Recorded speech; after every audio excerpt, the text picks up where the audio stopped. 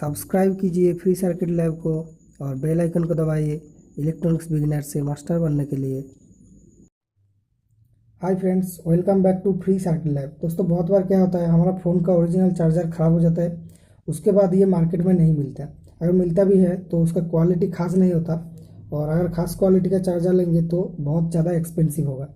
तो इसलिए आपको रिपेयर करना ही बेहतर ऑप्शन है। ठीक है, तो इसलिए मैं इस चार्जर का रिपेयरिंग के बारे में आज हम बात करेंगे। ठीक है, तो मेरे पास ये नोकिया का चार्जर है, इसको खोल के आपको रिपेयरिंग दिखाऊंगा। और ये दो बोर्ड है, ये ओरिजिनल स्मार्टफोन चार्जर का बोर्ड है। एक ये है 1 एम्पियर का बोर्ड और ये 2 एम्पियर का बोर्ड है। तो इस दोनों में भी क्या कुछ खराबी थी, उसको मैं रिपेयर कर लिया, वो भी आपको बताऊंगा। तो आइए शुरू करते हैं और आप इस वीडियो को लास्ट तक देखते रहिए।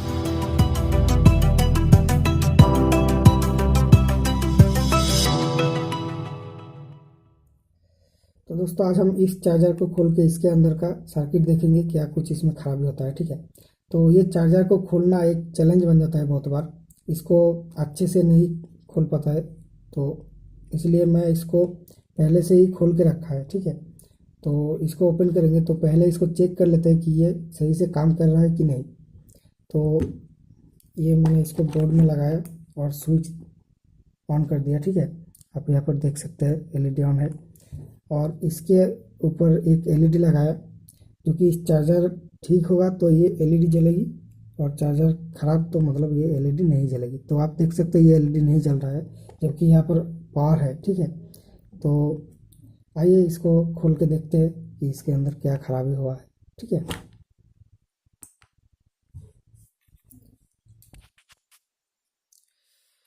तो इसको खोलने के बाद आपको ऐसा एक सर्किटरी मिलेगा।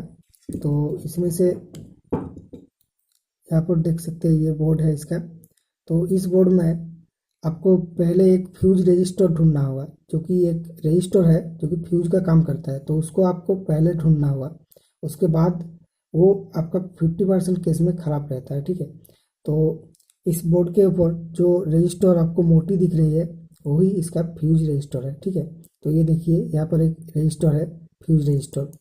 तो इसको कैसे आप कंफर्म होगे कि ये यही फ्यूज रजिस्टर है, मतलब यहाँ पे आप देख सकते हैं ये दो कॉन्टैक्ट पॉइंट है, 220 वोल्ट एसी लाइन का कॉन्टैक्ट पॉइंट। ठीक है, जो कि इनपुट लाइन है। तो इस लाइन का कॉन्टैक्ट पॉइंट से ये उसके ही बगल में रहेगा। ठीक है, देखिए इसके बगल में ये रेजिस्टेंस है। तो इस बोर्ड में भी सेम, देखिए यहाँ पर ये दो कॉन्टैक्ट पॉइंट है, इसके बगल में ये जो मोटी रेजिस्टेंस है यही इसका फ्यूज रेजिस्टेंस है। और इस बोर्ड में फ्यूज रेजिस्टेंस ख़राब हो गया था। देखिए यहाँ पर ये यहाँ पे है। ठीक है, ये मैं इसको चेंज कर दिया फ्यूज रेजिस्टेंस को।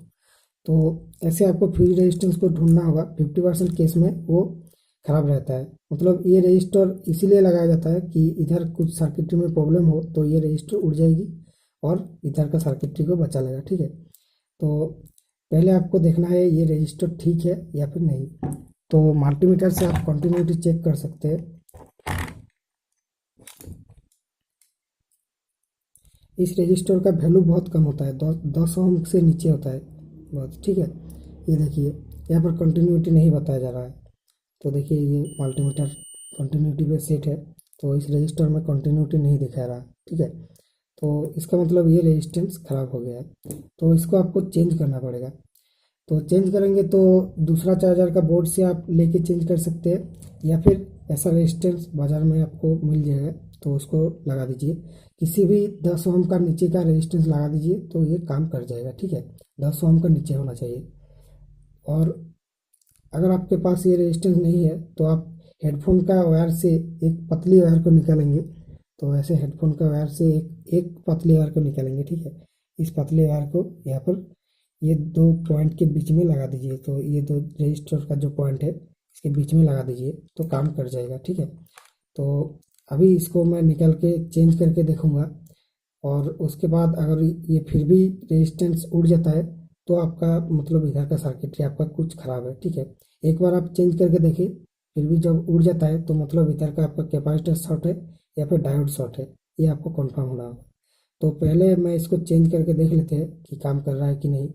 ठीक है, और अगर आप सेफली चेंज करना चाहते हैं तो आपको पहले इस कैपेसिटर का कंटिन्यूटी चेक करना है, उसके बाद ये डायोड का कंटिन्यूटी चेक करना है कि ये काम कर रहा है कि नहीं, ठीक है। तो आपको मैं बता दूं कि ये खोलने के बाद पहले आपको क्या करना होगा, ये कैपेसिटर को शॉर्ट कर देना है। मतलब यहाँ पे जो चार्ज था उसको डिस्चार्ज कर देना है, ठीक है। नहीं तो आपको शॉक लग सकती है। तो आपको ऐसे आप किसी भी कॉन्टैक्ट से इस कैपेसिटर का 2 पॉइंट को कॉन्टैक्ट कर दीजिए, जो कि है 500 वोल्ट या फिर 450 वोल्ट का कैपेसिटर। तो उसको पहले आप डिस्चार्ज कर लीजिए, मैं पहले बताना भूल गया था। उसके बाद आप इसमें मेजरमेंट करिए, ठीक है। तो कैपेसिटर का शॉर्ट भी चेक कर लेते हैं, शॉर्ट है कि नहीं, किस लिए ये फ्यूज उड़ा है, ठीक है। तो ये देख रहे हैं यहाँ पे शॉर्ट नहीं बता जा रहा है, ठीक है। उसके बाद ये डायोड को चेक करें, 4 डायोड को चेक करें। फॉरवर्ड में आपको वैल्यू दिखाएगा 500 और रिवर्स में 0, ठीक है। मतलब रिवर्स में कुछ भी नहीं दिखाएगा। ऐसे आपको 4 डायोड को चेक कर लेना है, या फिर 4 डायोड जो रहता है। उसके बाद आप इसको चेंज करें, ठीक है। तो मैं इसमें फ्यूज की जगह ये 2.2 ओम का रजिस्टर एक लगाएंगे। उसके बाद चेक करते हैं कि ये काम कर रहा है कि नहीं, ठीक है। तो ये इस चार्जर का जो फ्यूज था उसको मैं चेंज कर दिया, ठीक है। ये रजिस्टर को लगाया 2.2 ओम रजिस्टर, ठीक है। अगर बार बार फ्यूज उड़ जाता है, मतलब इसको लगा के आप टेस्ट कर रहे हैं तो फ्यूज उड़ जा रहा है, तो मतलब आपका इधर का कैपेसिटर और डायोड इसमें प्रॉब्लम है, आपको ये चेक करना पड़ेगा। तो आप इसको देख लेते हैं काम कर रहा है कि नहीं।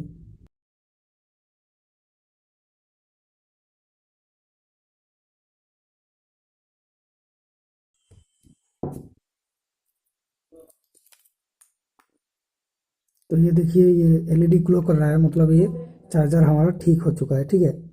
तो देख सकते हैं ये फ्यूज रजिस्टर चेंज करने से हमारा चार्जर ठीक हो गया है। तो अब आता है ये जो 2 बोर्ड मैंने दिखाया, तो इसमें क्या कुछ खराबी थी और क्या कुछ रिपेयर किया, उसके बारे में आज इसमें बात करेंगे, ठीक है। तो देखिए ये इस बोर्ड में मैंने जो बताया, ये रजिस्टर खराब हुआ निकला, ठीक है। ये फ्यूज रजिस्टर, तो इसको मैं चेंज किया। और इस बोर्ड में ये 2 कैपेसिटर खराब हुआ था, ठीक है। ये 2 कैपेसिटर फटा हुआ था, तो इसलिए इस 2 को चेंज कर दिया। सेम वैल्यू का होना चाहिए, मतलब ये जो जिस वैल्यू का था, ये वोल्टेज बहुत ज़्यादा यहाँ पे फैक्टर करती है। कुछ भी आप कैपेसिटर नहीं लगा सकते, इधर का कैपेसिटर इधर में नहीं लगा सकते। इधर का कैपेसिटर का वोल्टेज है 450 से 500 वोल्ट, ठीक है। 450 वोल्ट होना चाहिए, तो ही यह इधर पे लगेगा, ठीक है। तो ये वैल्यू का कैपेसिटर आपको दूसरे चार्जर पे मिल सकता है या फिर मार्केट में मिल जाएगा, ठीक है। तो अगर ऐसा करने के बाद भी आपका प्रॉब्लम सॉल्व नहीं हुआ, तो आपको एक ट्रांजिस्टर ढूंढना होगा इस चार्जर के अंदर, ठीक है। तो इस चार्जर में ट्रांजिस्टर है, यहाँ पे एक मॉसफेट है इसके अंदर जो दिखाई नहीं दे रहा है।